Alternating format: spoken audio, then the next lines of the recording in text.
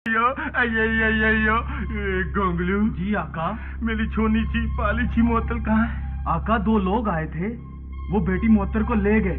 ठीक है, कौन थे वो लोग? एक छोटी सी काली सी बहुत बदशक्ल सी चुड़ैल थी और उसके साथ एक जिन था। आका उसने आप जैसी टोपी भी पहनी हुई थी और मुंह से आवाजें निकाल रहा था।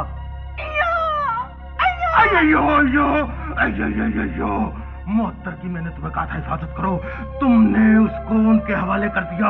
मैं तुम्हें ऐसी सजा दूंगा कि तुम सारी जिंदगी याद रखोगे। गोंगलू, तुम्हारी शक्ल लोग नहीं पहचाने। आशा तू जी आका। जल्दी से देखो मेरी मोहत्तर कहाँ है। आका वो हमारी सरहद पार करके टीची गया कर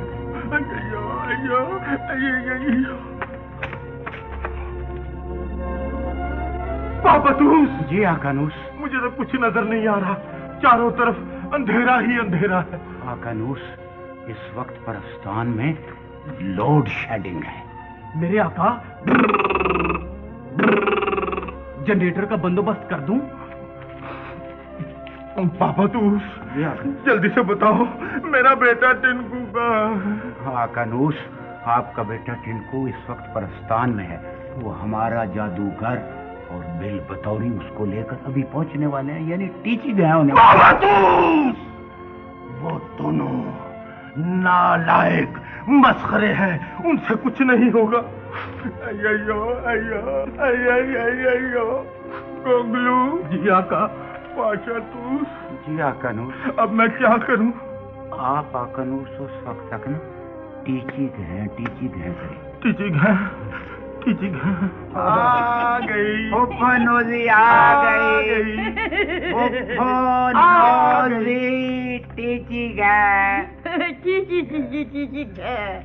अरे मेरे भाई सावरी, अरे तू क्यों परेशान हो रहा है? मैं फौरस्तान जाऊंगी और टिंकू को वापस ले आऊंगी।